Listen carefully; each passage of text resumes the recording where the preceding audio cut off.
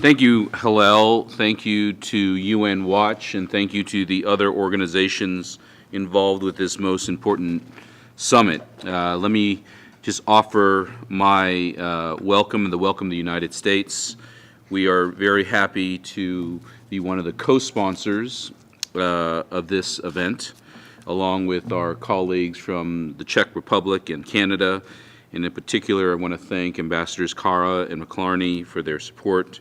It's always good to see Ambassador Moses as well on the podium here. We're very pleased to welcome you here and to be supportive of this event because we recognize how critically important and courageous the work of human rights defenders is. We recognize the challenges you face in your work every day. We recognize the perils. We share your goals, of course, firmly committed to the idea that greater observance of human rights is a necessary antecedent to safer, more secure, and more prosperous world. But we must also acknowledge that there is a fundamental difference. Our challenges and perils are late nights and unruly, sometimes disingenuous delegates. Your threats, your dangers are all too often jailing, torture, seeing your loved ones maltreated or killed. You risk life or limb and freedom. We celebrate that bravery, and we recommit ourselves to doing everything we can to support your efforts and call out states who seek to prevent your important and good work. I recall last year, Raif Badawi, I understand his wife is here today, the Saudi blogger sentenced to 1,000 lashes because of his writings, receiving your award. And we were pleased to note there will be two categories of awards this year, the Women's Rights Award and the Courage Award. Vian Dakhil, female Yazidi member of Iraqi parliament, who was just introduced, and Jan Ilhan Kizilham, the German psychologist who established a clinic in northern Iraq for women victimized by ISIL, will receive the Women's Rights Award on behalf of all female victims of ISIL. As Secretary Kerry said, ISIL now profoundly takes credit for the abduction, enslavement, rape, forced marriage and sale of several thousand Yazidis and other minority women and girls, some as young as 12 years old.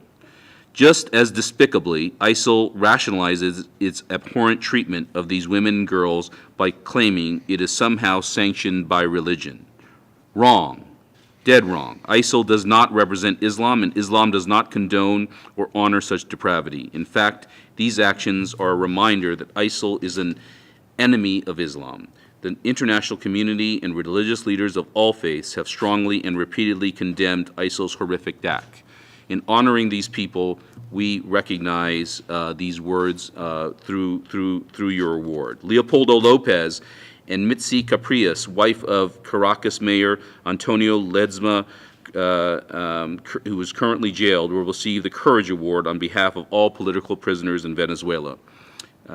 This is a time to spend additional attention on Venezuela. Now that that we are past an elections where it's clear that the ruling regime is not having democratic support, we are concerned that the conditions on the ground are just going to get worse.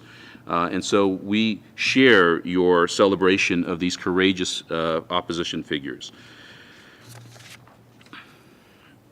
Since Mr. Lopez's arrest and imprisonment, this is Secretary Kerry saying, in February 2014, we have underscored our concern with the charges brought against Mr. Lopez, which we consider illegitimate, which we have repeatedly called for his release and for the release of all Venezuelans who are in prisons for political reasons. We call on the government of Venezuela to respect the rights of all political prisoners and to guarantee fair and transparent public trial, consistent with the American Declaration of the Rights and Duties of Man, the Inter-American Democratic Charter, the International Covenant of Civil and Political Rights, and Venezuela's own constitution, end quote. These honorees are indeed courageous defenders of human rights whose actions to protect victims and promote democracy are truly remarkable, and it is an honor to have them participate in this Geneva Summit. I see we have human rights defenders, as Hillel just introduced, from North Korea, Cuba, Venezuela, Iran, China, and Russia, among many other places, who will provide testimony about their personal struggles for human rights, democracy, and freedom. This meeting is both a celebration of your continuing on-the-ground and active promotion of universal human rights and fundamental freedoms, and a recommitment that we will do all we can to support your work through the Human Rights Council.